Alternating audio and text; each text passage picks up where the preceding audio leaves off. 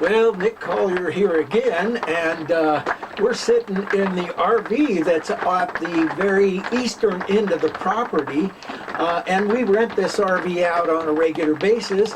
Turns out that we're in between renters right now, so I'm in here kind of cleaning things up and fixing a few things that got broken and getting it ready for the next set of renters. Here, I'll spin you around and show you what we got.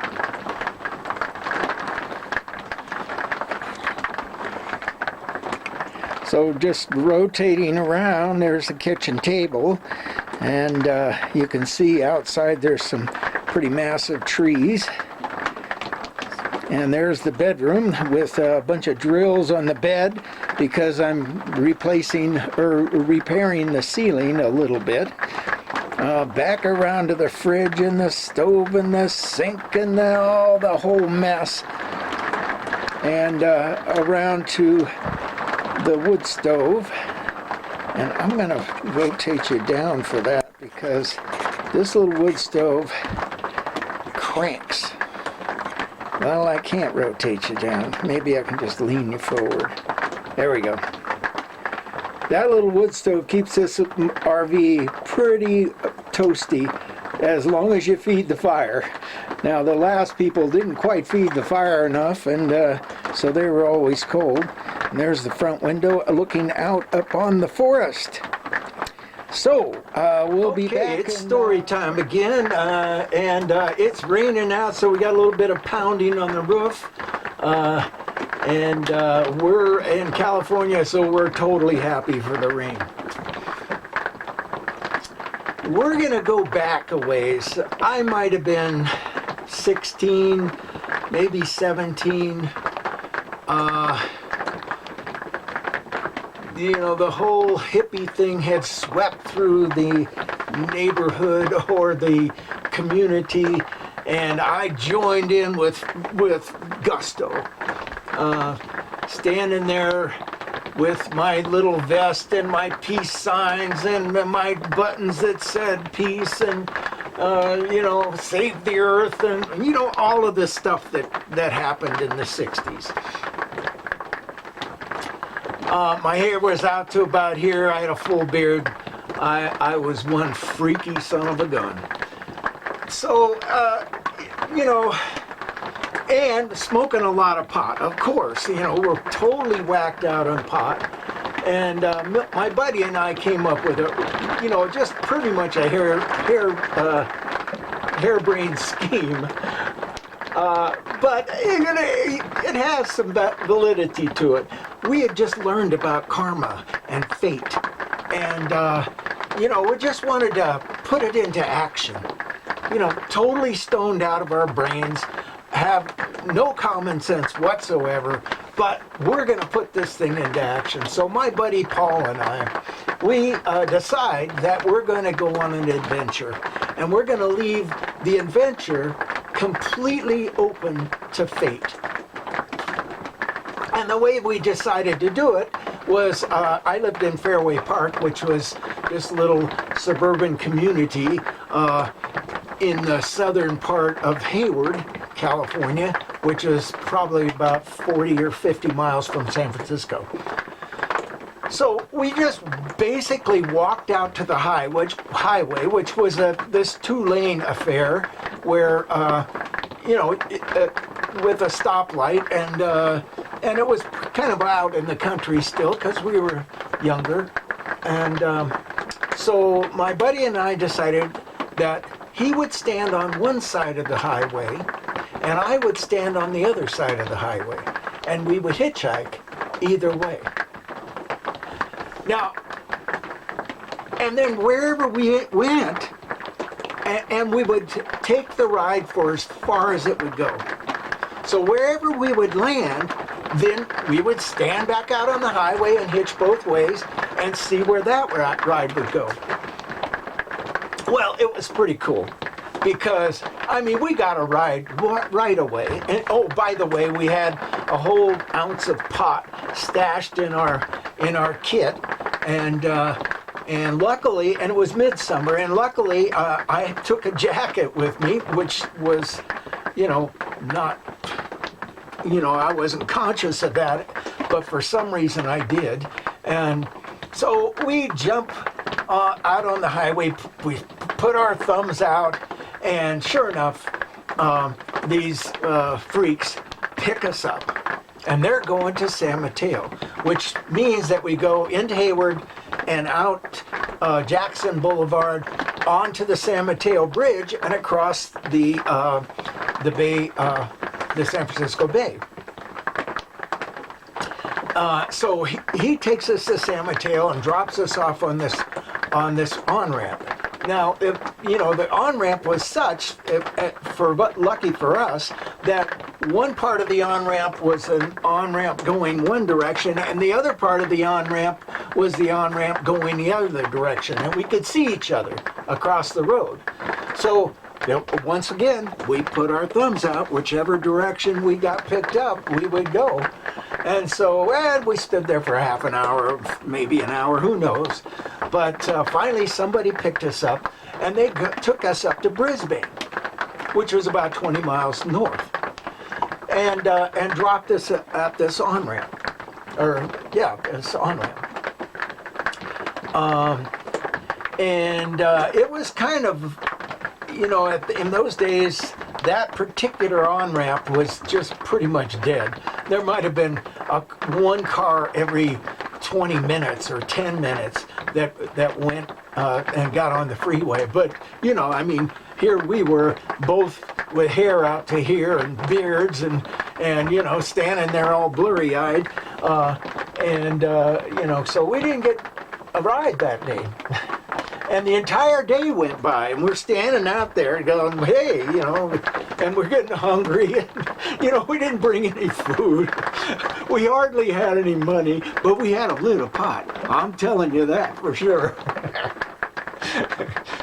So, once in a while we'd take a break, and he'd come over to where I was, or I'd go over to where he was, and we'd roll up a joint, and I'd smoke our joint, and, have a good time. So we stayed there all day, and it got dark, and we stayed there all night, literally. Now, it was midsummer, so the Bay Area is pretty temperate climate, so we were able to just kind of wander off into the brush and just camp out right next to the freeway, and that was fun. So, it wasn't the most comfortable night, but it was part of the adventure. And so we got up the next morning, and we were kind of hungry at that point. We hadn't eaten 2 meals, and I wasn't used to that. We got out, and we hitchhiked both ways one more time. And we were there for, I don't know, a couple of 2-3 hours. And finally this guy pulls over in a pickup truck. And I'm like, oh my God, yes.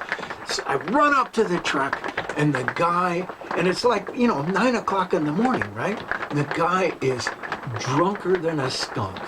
I mean, he's slurring his words. He's having a great time. Come on in, boys. I'll give you a ride to San Francisco. And I'm like, whoa. And I look at my buddy Paul, and I go, I don't know. He said, we've been here for, 18 hours. Let's take the ride. I said, okay. So I jump in the middle, and he jumps in the outside. And I'm figuring, well, if this guy loses control, I at least can grab the steering wheel and get him back into the lane. But we were desperate, so this guy just driving all over the place, having a great time and talking to us, and hitting the bumpers, bump, bump, bump, bump, and then pulling over this way and hitting these bumpers, bump, bump, bump, bump, and and probably going about 40 miles an hour. Why he didn't get pulled over, I don't know, but he didn't. So he gets all the way into San Francisco, and we're safe, and drops us at Van Ness, which is kind of one of the main roads that leads out of San Francisco and across the Bay Bridge, or across the Golden Gate. So he drops us at Van Ness, and we put out our thumb, but we're at that point we're let's get to the bridge and get over the bridge, and then we can hitch from there. So we hitched just one direction at that point, but we didn't get a ride, so we had to walk the entire length of Van Ness, and there was a couple of places to get something to eat, and we did have a few bucks on us. Then we get close to the San Francisco Golden Gate Bridge, and it turns into freeway, so you got to stand on an on-ramp. So we're standing on the on-ramp. We're determined to get to the other side of the bridge. Okay, finally some guy picks us up, takes us across the bridge, and drops us just on the other side of the bridge, because that's where he was going. He was a tourist, and he wanted to see the San Francisco from that end of the bridge, which is pretty spectacular view. Drops us there. And there's tourists coming in and out. So we're thinking, oh man, this will be a cinch. We're going to ride easy. So, we go to the on-ramp, and we're going to still go north. And finally, these freaks pick us up. And, in those days, if you didn't have any pot on you, you almost weren't going to get a ride from a freak. I mean, they give you a ride, but reluctantly. If you had pot, oh man, they were your best buddy. So, they pull over and open the door and say, you got some pot on you? Oh yeah, we got pot. Okay, come on in. And we took off. And we're going north on 101. And I can't remember where he took us. Someplace north, maybe Novato, which was about 20, 30 miles north. And he gets off on the off-ramp. And we start back in on the hitching both ways thing. And so we get a ride going a little bit further north, maybe 5 miles, and then get another ride going 10 miles back, and get another ride going 20 miles north, and, just back and forth. And finally we decided just to get on the side roads, not to be on the freeway, which was easier because we could hitch both ways without too much trouble. And so we're going north and south and east and west all day long. I must have gotten 10 rides. And so that night, where do we end up? In Sausalito, which is about a half a mile north of the Golden Gate Bridge. And we're like, oh, this is pretty cool. Sausalito is, world renowned.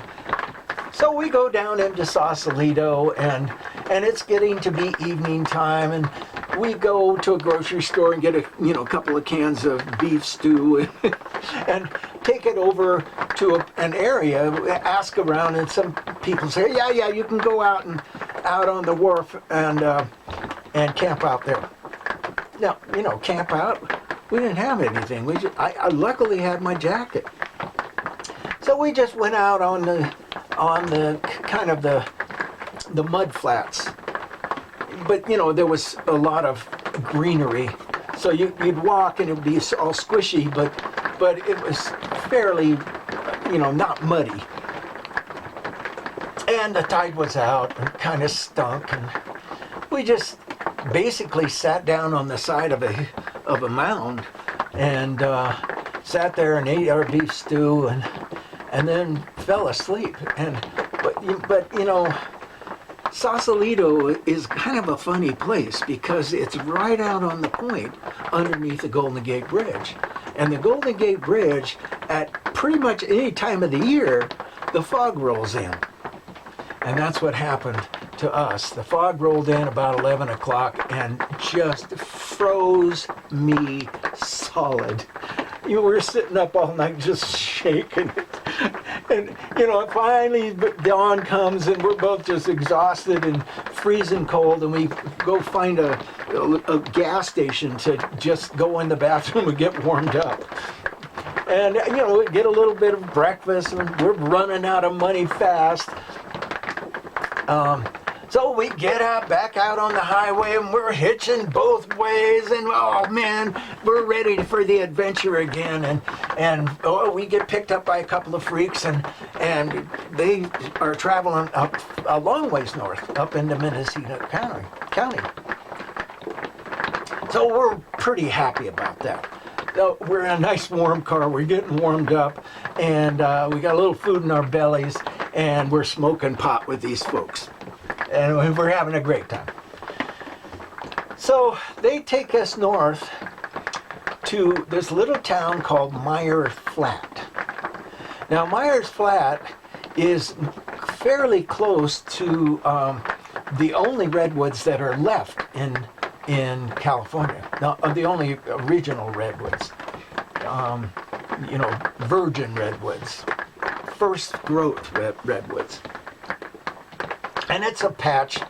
I mean, there are others, but this is pretty much the only one that's left. In those days, there was a bunch of redwoods, but they cut them all down. So Prairie Creek was kind of well known, and that's where these folks were going to hang out at Prairie Creek.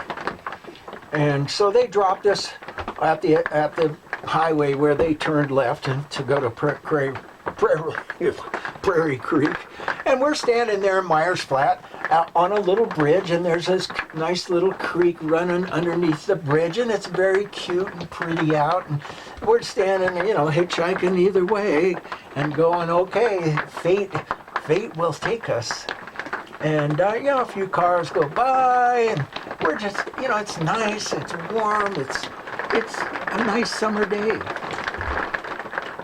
And all of a sudden, this sheriff pulls up, and he looks at us, and, again, my hair's out to here, my beard, and in those days, the hippies weren't really accepted as much. And so, anyhow, he pulls up, he rolls his window down, and he says, boys, you probably want to leave town. We said, well, we're trying to leave town, sir, we're hitchhiking. Well, you need to get out of town sooner than that. He says, there was a murder last night, and it turned out that the suspects are hippies. And I'm like, holy shit.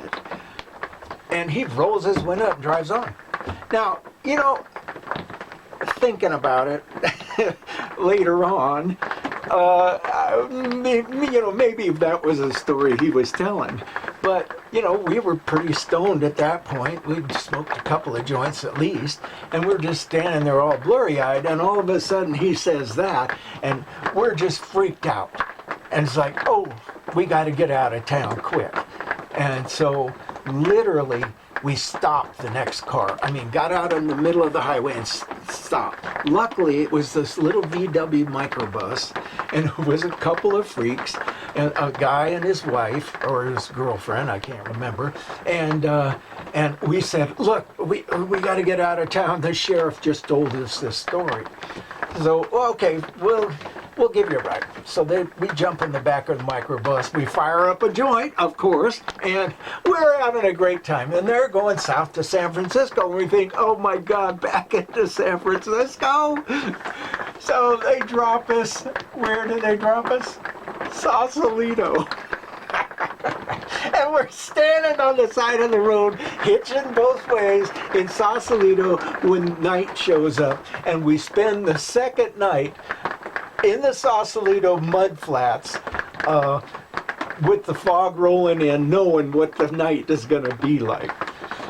That was the end of that one. After, I think, that next morning, I called my girlfriend and I said, come get us. So this is Nick Collier checking out.